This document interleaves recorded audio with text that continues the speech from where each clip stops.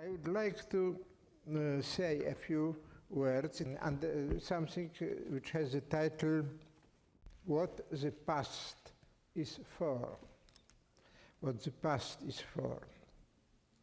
So I start with a few words about the future and the so-called futurology. According to my definition, futurology is an extremely serious science whose subject not only is non-existent, but necessarily non-existent. That is to say, the future does not exist and never will, which is a common sense remark. But we have a science about this non-existent subject.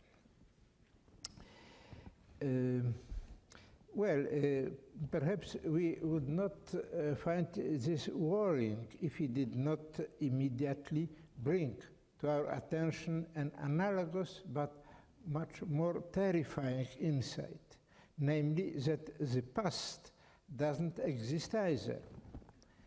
From the time of St. Augustine and his classic reflections on the subject, the mystery of time has absorbed and tormented nearly all major philosophers, up to Bergson, Husserl, and Sartre. The past, by definition, is an ocean of events that once happened, and those events are either retained in our memory or so that they exist only as part of our psychological reality, or they are reconstructed by us on the basis of our present experience. And it is only this present experience, our present reconstruction of the past, that is real, not the past as such. In other words, the entire realm of the past exists only, it seems, as a portion of our, or more strictly, of my own consciousness. The past in itself is nothing. This argument can strike us as a kind of sophistry or a bizarre philosophical exercise. But it's not so.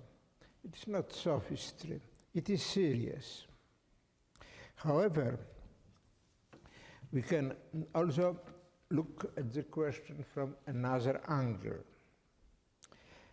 Everything we see or touch is obviously a product of events that had happened once, perhaps 10 seconds ago, perhaps 10 million years ago. Is it not therefore proper and reasonable to say that whoever we see or touch is the past? In metaphysical terms, the past is perhaps nothing, but in terms of our direct experience, the past is everything. Our entire knowledge of the so-called external world is nothing but a continuous, uninterrupted stream of acts whereby what was the past becomes present. Yes, we may say that far from being nothing, the past is everything. And the enigma of time is not just something philosophers have constructed to amuse themselves with when they try to unravel its mysteries. No, the mystery is accessible to everyone. Although, of course, not everyone likes to spend time in thinking about time. It is only philosophers who try to express this everyday experience. So now the digression. Philosophy is not there to be liked. It's not likable. I remember a colleague of mine a professor of philosophy, telling me about his 6-year-old son who was the first time in the school. And the teacher asked all the children to say their names and then to ask what their fathers were doing. And the boy refused to say anything. And the teacher was angry. And later at home, he explained, but I couldn't tell them that my daddy is a philosopher because all the children would laugh at me. And indeed, they would have laughed at him. But if the boy had said that his father was, say, a circus clown, they would have laughed as well, even though it is a nice, respectable job to be a circus clown.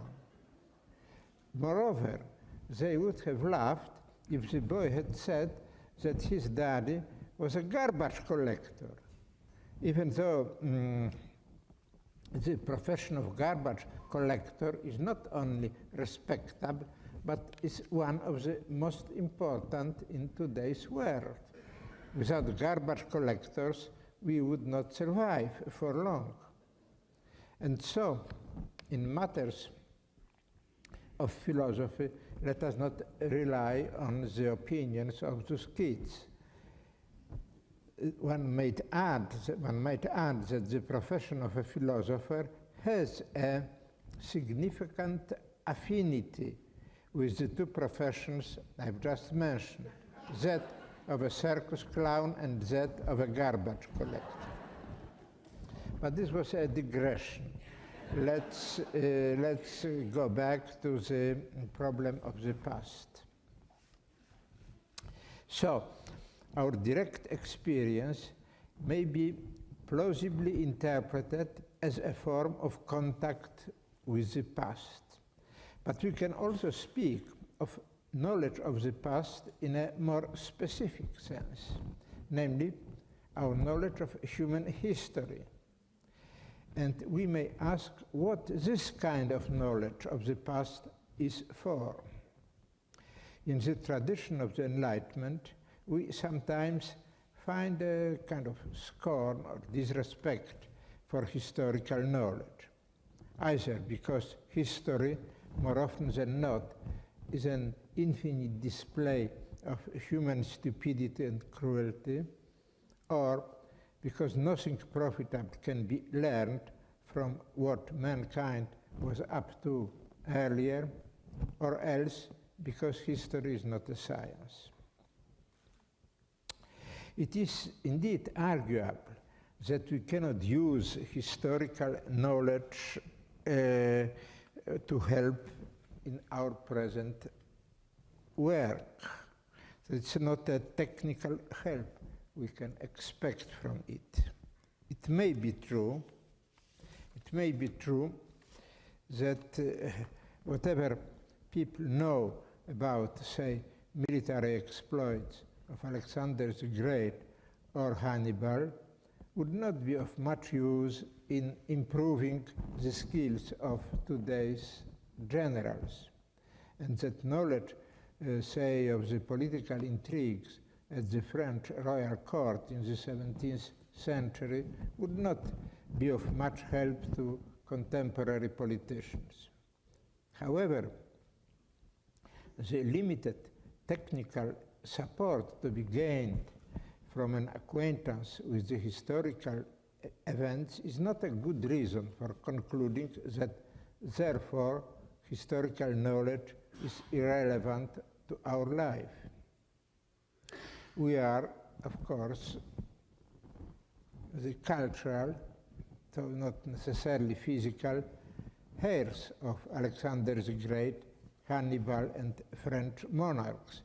Not to say that their life, their deeds or misdeeds, it's not the reason that they do not matter to our life. To say so would be almost as silly as saying that it would not matter to me if I were suddenly to erase from my memory my own past personal life.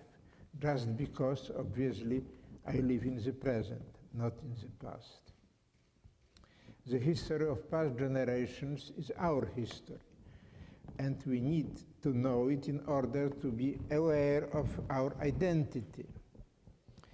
In the same sense in which my own memory builds my personal identity, makes me a human subject. So we learn history in order to know who we are.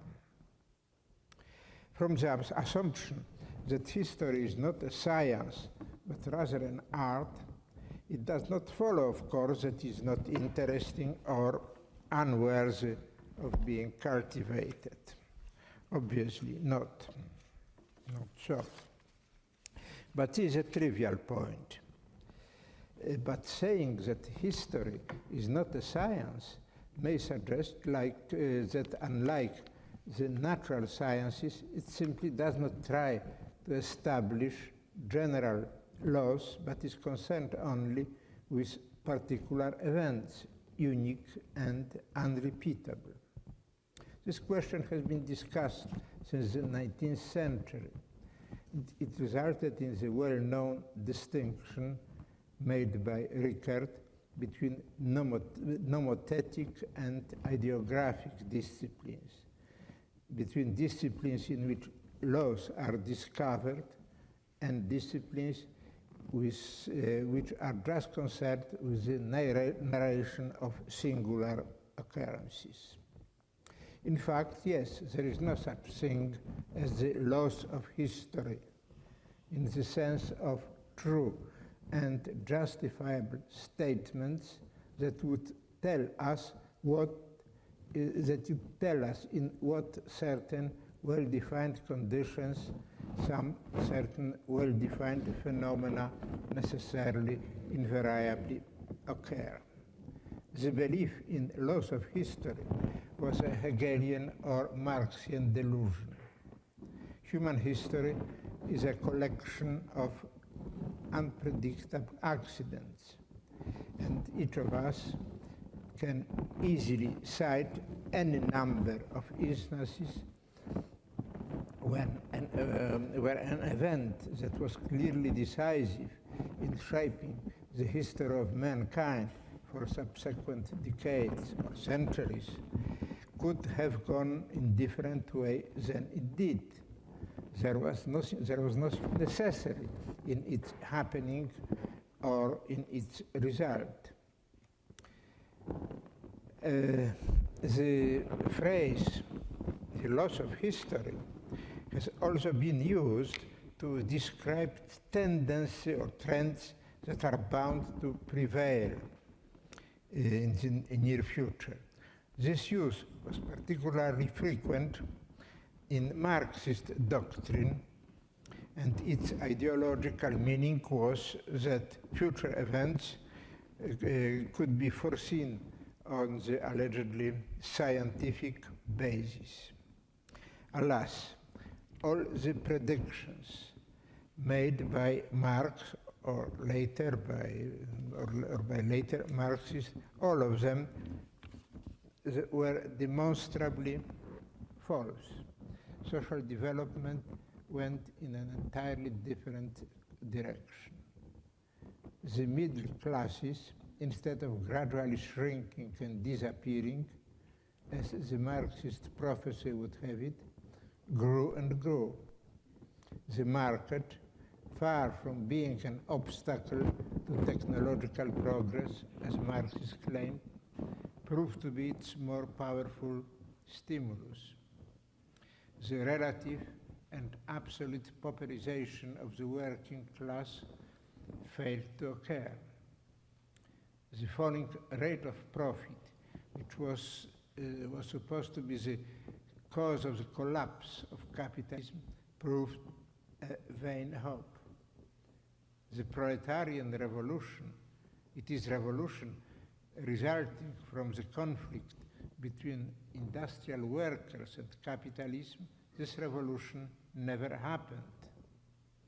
The Russian Revolution was in a way an example of it. What perhaps came the closest to such a revolution, at least conceptually, that was perhaps the workers' movement in Poland in the early 80s. And this movement was directed against a socialist state and carried under the sign of cross with the blessing Pope. So much for scientific predictions.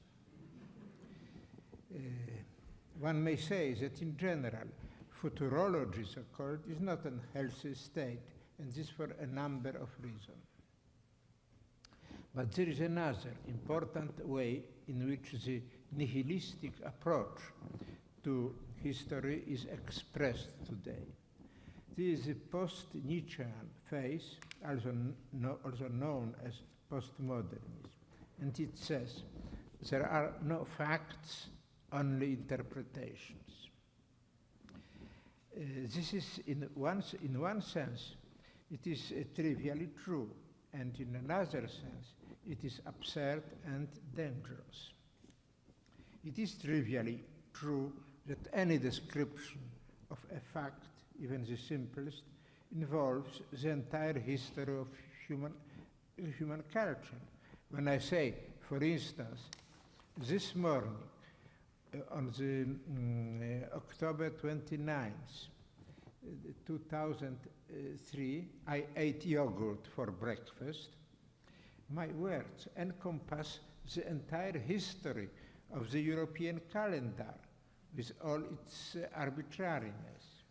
They encompass the concept of breakfast and the concept of yogurt, which are all human inventions.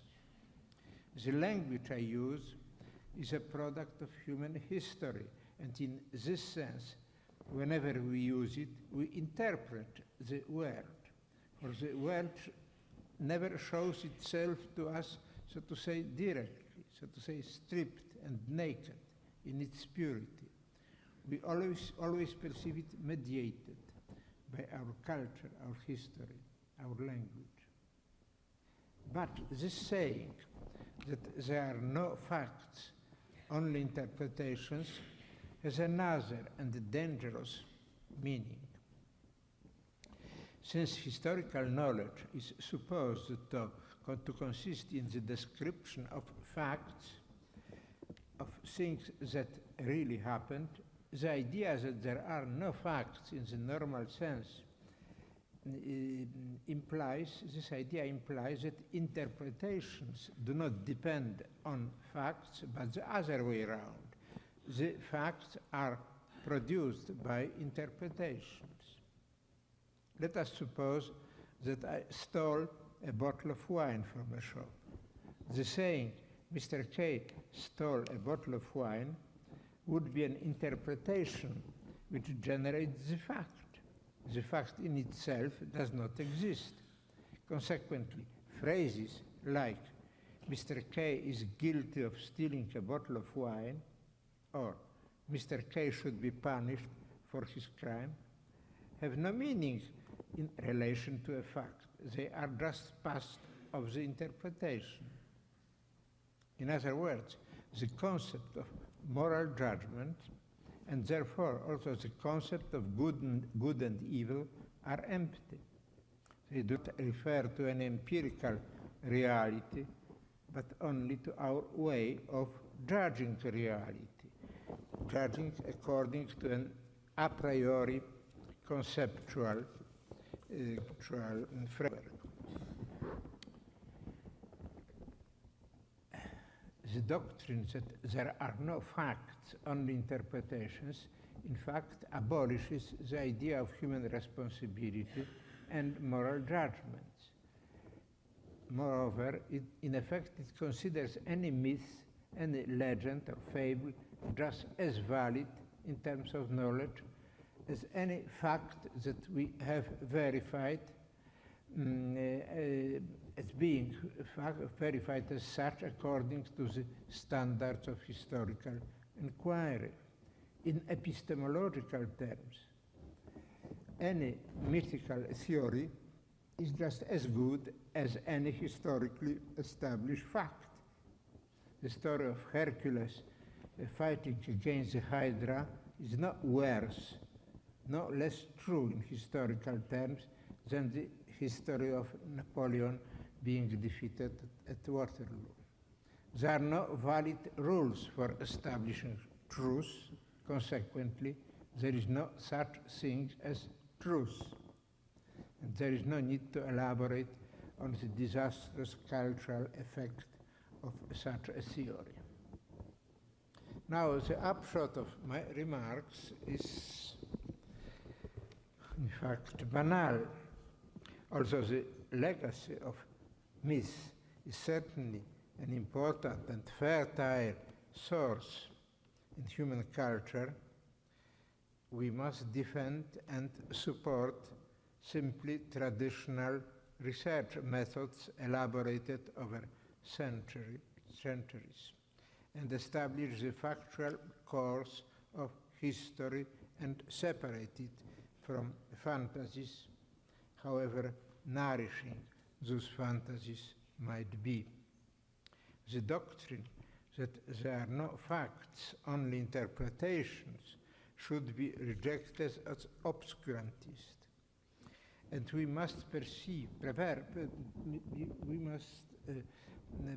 preserve our traditional belief that the history of mankind, the history of things that really happened, woven of innumerable unique accidents, is the history of each of us, human subjects, whereas the belief in historical laws is a figment of imagination. Historical knowledge, obviously, is crucial to each of us, to school children and students, to young and old. We must absorb history as our own, with all its horrors and monstrosities, as well as its beauty and splendor, its cruelties and persecutions, as well as all the magnificent works of human mind and hand. We must do this if we are to know the proper place in our universe, to know who we are and how we should act. One might ask, what's the point of repeating such banalities? The answer is simply that it is important to keep on repeating them again and again, because these are banalities we often find it convenient to forget. And if we forget them, and if they fall into oblivion, we'll be condemning our culture, and that's to say ourselves, to ultimate and irrevocable ruin. That's all I wanted to say. Thank you very much for your patience.